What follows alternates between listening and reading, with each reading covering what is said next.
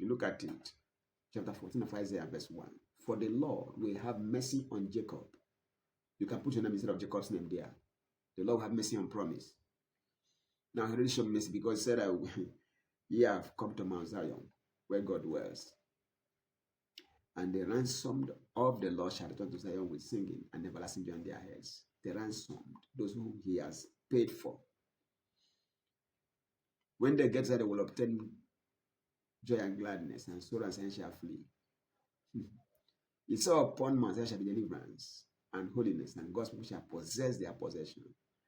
I will have mercy upon Zion for the time to favor her. Yea, the set time is now. I will have mercy on Jacob on promise on Canaan, and I will choose Israel, Jesus mission headquarters, and I will settle them in their own land. I will settle them. Who will settle us? God. In their own place.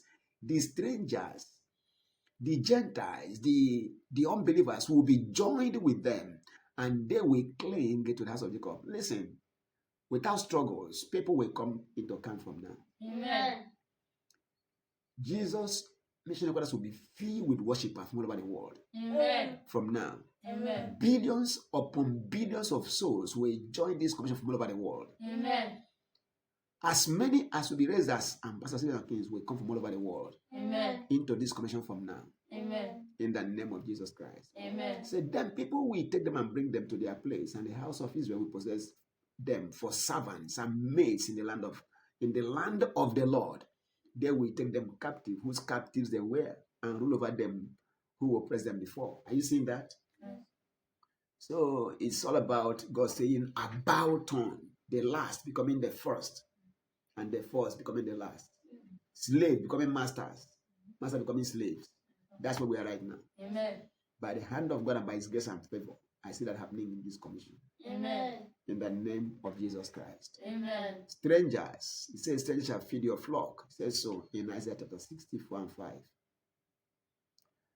If you look at it from verse 1, Isaiah 60 from verse 1, it says, arise, shine, for your light is come, and the glory of the Lord is risen upon you. For behold, the darkness will cover the earth, and the deep darkness the people. But the Lord will arise over you, and his glory will be seen upon you. The Gentiles shall come to your light, and kings to the brightness of your rising. Lift up your eyes around and see. They all gather together. They come to you. Your son shall come from afar. Your daughter shall be nursed at your side. Then you shall see and become radiant, and your heart shall swell with joy, because the abundance of the sea, the wealth, the riches, shall be turned to you. Say amen. Amen. The wealth of the Gentiles shall come to you. Amen. The multitude of camels shall cover your land. Amen. The domedranes of Midian and Ephah, all those from Sheba shall come. They shall bring gold and incense, and they shall proclaim the praise of the Lord. All the flocks of Kedar shall be gathered together to you. The rams of Nebuite shall minister to you. They shall ascend with acceptance on my altar, and I will glorify the house of my glory. Verse 11, it says, therefore your gates shall be continually open. They shall not be shut night or day, that men may bring to you the wealth of the Gentiles and their kings in possession. They will bring to us the wealth of the Gentiles. Amen. And so shall it be. Amen. I say, so shall it be. Amen. This is the word of God. This is the will of God.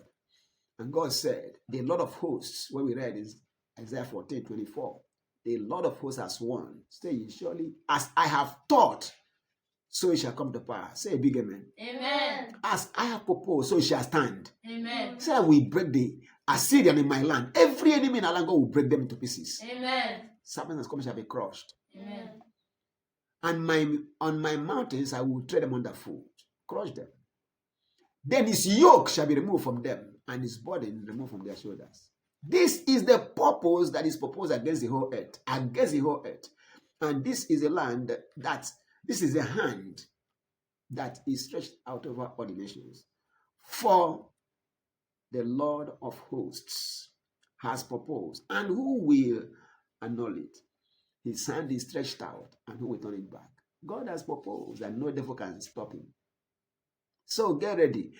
Our restoration will amaze the world. Amen. The kind of things we are going to see before this year is over, the world will tell the story. Amen. Men will go about declaring and sharing our testimonies Amen. in the name of Jesus Christ. Amen. And no devil can stop it. Amen. It's a new day. Amen. Welcome to your era of unstoppable grace Amen. and unstoppable inflow of his blessings Amen. by grace Amen. in the name of Jesus Christ. Amen. Father, thank you for this weekend. Thank you for today. Amen. Thank you for this weekend. Thank you once again for the birthday celebration of Bishop Edekbo. Thank you, thank you, thank you. Thank you. I know Sunday, tomorrow will be Thanksgiving. I pray that you will continue to bless your servant. Amen. Continue to protect and preserve him from all evils. Amen. Continue to guide and lead him in everything he says and does. Amen. In the name of Jesus Christ. Amen. You will not fail him. Amen. You will protect his family and his children Amen. and grandchildren. Amen. You will keep them safe. Amen. In the name of Jesus Christ. Amen. He has labored. He's still laboring. Keep him strong. Amen. Keep him fit. Amen. Let your glory rest upon him as never before. Amen. In the mighty name of Jesus Christ. Amen. Father, thank you. Thank you. Glory be to your name. Amen. Even Pharaoh was raised by you. Herod was raised by you. You have always raised men. Thank you for raising him up at such a time like this. Amen. Finish what you have started in his life. Amen. In the name of Jesus Christ. Amen. Blessed be your name. Amen.